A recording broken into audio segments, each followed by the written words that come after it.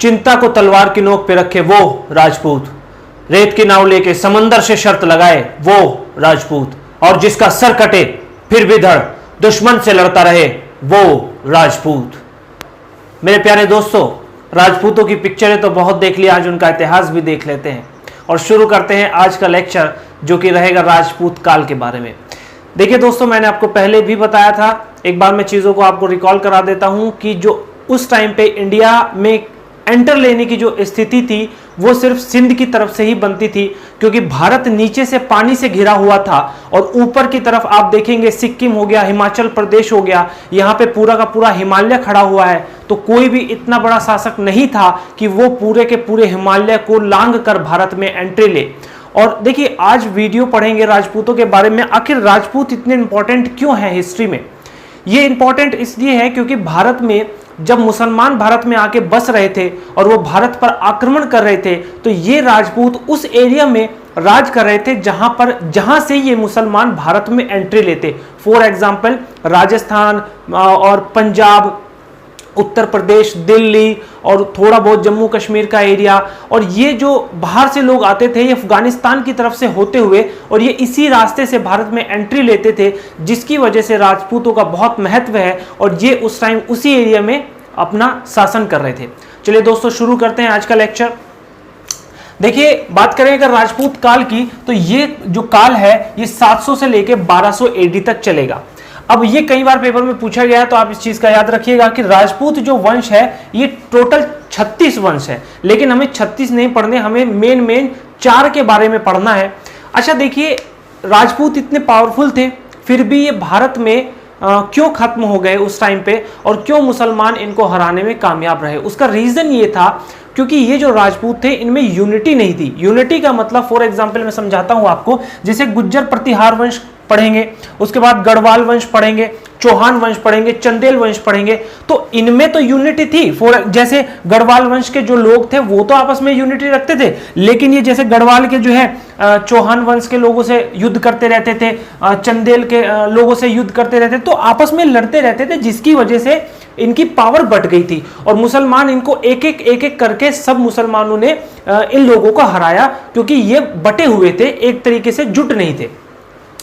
अब देखिए पेपर में कैसे पूछेगी चीजें कि पहला वंश है गुज्जर प्रतिहार वंश, जो कि कहां पे फैला हुआ था? ये गुजरात में और साउथ वेस्ट राजस्थान की तरफ फैला हुआ था। उसके बाद इसका जो संस्थापक था उसका नाम था हरीश चंद्र, और वास्तविक संस्थापक इसका जिसको कहा जाता है वो है नागभट्ट प्रथम। अब देखिए, नागभट्ट प्रथम ही पेपर में ज्यादा आता है, तो आप इसी को ज्यादा ध्यान रखेंगे। ये कभी कभी पूछा जाता है, लेकिन ज्यादातर पॉसिबिलिटी इसी की रहती है। अब आप सोच रहे होंगे कि अगर दोनों आ जाए, दोनों नहीं आएंगे, या तो ये आएगा या फिर ये आएगा। उसके बाद इन्होंने हुणों का अंत किया था भारत में। देखिए, पिछली वीडियो में मैंने आपसे बताया था कि गुप्त काल में हुणों ने भारत पर आक्रमण किया था, और तब से ये हुण जो चलते आ रहे हैं भारत में। अब ये जो राजपूत है ये इन हुणों का अंत करेंगे भारत में। इस वंश का जो महान शासक है उसका नाम है महीर भोज।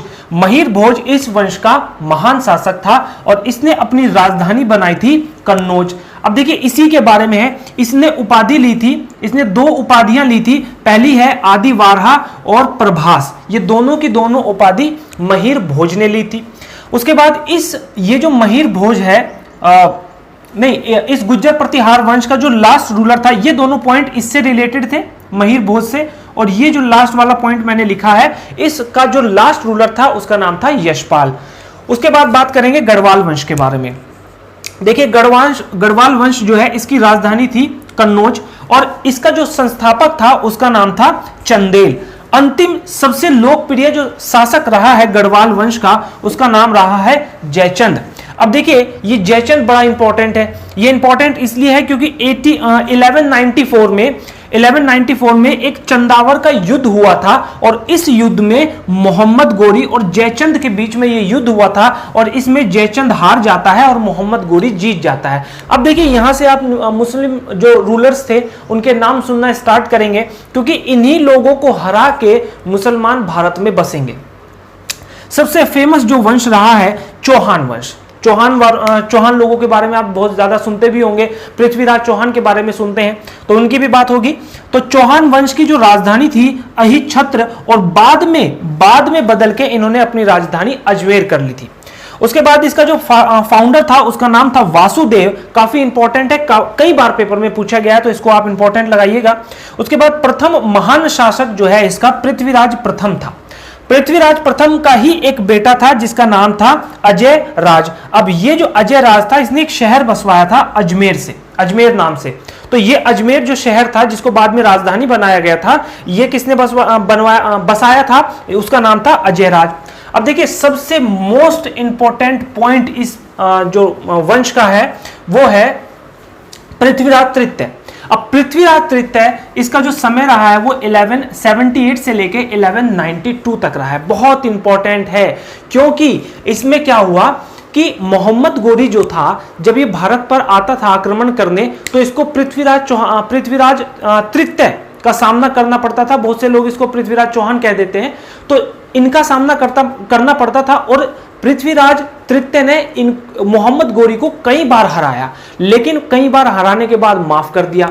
अब एक युद्ध हुआ तराइन का युद्ध, जो कि कब हुआ 1191 में। अब इस युद्ध में क्या हुआ कि पृथ्वीराज तृतीय ने प्रॉपर अपनी सेना लेके पहुंचा और इससे सही से युद्ध करा। उधर से मोहम्मद गोरी आया, उसने भी सही से युद्ध करा और फिर से ये हारा, मोहम्मद गोरी फिर से हारा। उसके बाद एक ही साल बाद मोहम्मद गोरी फिर आता है और 1192 में तराइन का दूसरा युद्ध होगा और इस बार मोहम्मद गोरी जीत जाएगा।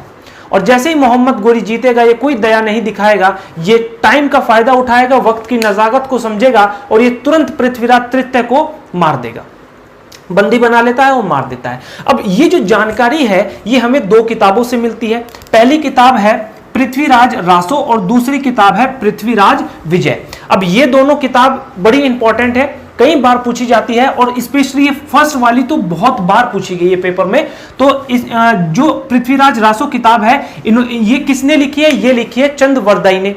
अब दूसरी जो है जयानक ने लिखी है जो कि पृथ्वीराज विजय। तो इन दोनों किताब को आप विशेष ध्यान रखेंगे, काफी इंपॉर्टेंट है। उसके बाद बात करेंगे दोस्तों चंदेल वंश के बारे में। चंदेल वंश जो है बहुत इंपॉर्टेंट है, क्यों? क्योंकि इनके काल में मंदिर बहुत बने हैं। तो देखिए इसका चंदेल वंश का जो फाउंडर था उसका नाम था नन्नूक। अब ये नन्नूक इसने अपनी कैपिटल बनाई खजुराहो और इसी का एक बेटा था जिसका नाम था यशोवर्मन। बड़ा इंपॉर्टेंट है यशोवर्मन, इसको इंपॉर्टेंट लगाइएगा क्योंकि इसने यशोवर्मन ने जो एक मंदिर बनाया था विष्णु मंदिर, जो कि कहां पे है, खजुराहो में है। बहुत इंपॉर्टेंट है, कई बार पूछा जाता है। उसके बाद इस वंश का महान शासक जिसका नाम था धंग। अब ये जो धंग था इसने भी 3 मंदिरों का निर्माण करवाया था। पहला मंदिर है जिन्नानाथ मंदिर, दूसरा है विश्वनाथ मंदिर और तीसरा है वैद्यनाथ मंदिर। और ये भी तीनों के तीनों मंदिर कहां पे हैं, खजुराहो में ही है। उसके बाद जो इसका लास्ट रूलर था जिसका नाम था परमर्दी देव। अब ये परमर्दी देव जो है इसका युद्ध हुआ किसके साथ, कुतुबुद्दीन ऐबक के साथ, और ये कुतुबुद्दीन ऐबक जीत जाएगा। अब आप देख रहे हैं मुसलमानों के मोहम्मद गोरी यहां भी था, मोहम्मद गोरी यहां भी, यहां कुतुबुद्दीन ऐबक, और ये कुतुबुद्दीन ऐबक वो रहेगा जो कि भारत में सबसे पहला मुसलमान वंश को खड़ा करेगा, जो कि किसका गुलाम रहेगा, मोहम्मद गोरी का। तो आप इसका एक स्क्रीनशॉट लीजिए। अभी हमने 4 वंशों के बारे में बात की है और अभी हम 2 वंशों के बारे में और बात करेंगे। आप इसको उतारिए। चलिए दोस्तों बातों को आगे बढ़ाते हैं। देखिए मैं एक चीज़ आपको पहले ही बता दूं कि ये जो लेक्चर है बहुत ज़्यादा इंपॉर्टेंट है, तो इसको आप सही से नोट करके रखिएगा और बहुत ज़्यादा यहाँ से क्वेश्चंस पूछे जाते हैं। देखिए बात करेंगे अगले वंश की जो कि है परमार वंश। इस परमार वंश का जो फाउंडर था उसका नाम था उपेंद्र राज। उपेंद्र राज ने पहले अपनी कैपिटल बनाई उज्जैन और बाद में अपनी कैपिटल बनाई धारा नगरी। उसके बाद इस परमार वंश का जो सबसे महान शासक रहा उसका नाम था राजा भोज। अब ये राजा भोज बहुत इंपॉर्टेंट है। इंपॉर्टेंट क्यों है? पहली बात तो ये संस्कृत का महान कवि था और विद्वान भी था। उसके बाद इसने एक उपाधि धारण की थी कविराज की, क्योंकि भैया कवि था और महान था तो फिर तो उपाधि धारण करेगा ही। उसके बाद सरस्वती मंदिर, काफी इंपॉर्टेंट है क्वेश्चन, आप इसको टिक लगाइएगा, इंपॉर्टेंट, क्योंकि सरस्वती मंदिर किसने बनवाया था, राजा भोज ने बनवाया था। उसके बाद इसने अपने ही नाम पर एक शहर बसवाया था, भोजपुर नगर जो है इसने अपने ही नाम पर बसवाया था। उसके बाद 1305 एडी में अलाउद्दीन खिलजी ने इस वंश का अंत कर दिया था। तो ये था परमार वंश। अगले बात करेंगे चालुक्य वंश की, जो कि जिसका अदर नेम भी है सोलंकी वंश। सोलंकी वंश या फिर चालुक्य वंश दोनों एक ही है, पेपर में कुछ भी आ सकता है, तो आप इसको नोट करिएगा। उसके बाद इसका जो फाउंडर रहेगा, जिसका नाम रहेगा मूलराज प्रथम, और इसकी कैपिटल रहेगी अनहिलवाड़। अनहिलवाड़ इनकी कैपिटल रहेगी। उसके बाद नेक्स्ट पॉइंट बहुत इंपॉर्टेंट है, टिक लगा लीजिएगा, कैसे भी करके याद कर लीजिएगा इसको।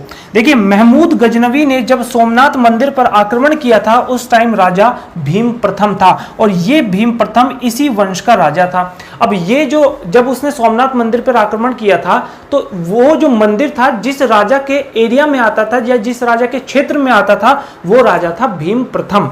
उसके बाद भीम प्रथम का जो मंत्री था, जिसका नाम था विमल। अब विमल ने माउंट आबू पर दिलवाड़ा का जैन मंदिर बनवाया था। कई बार ये पूछा जाता है।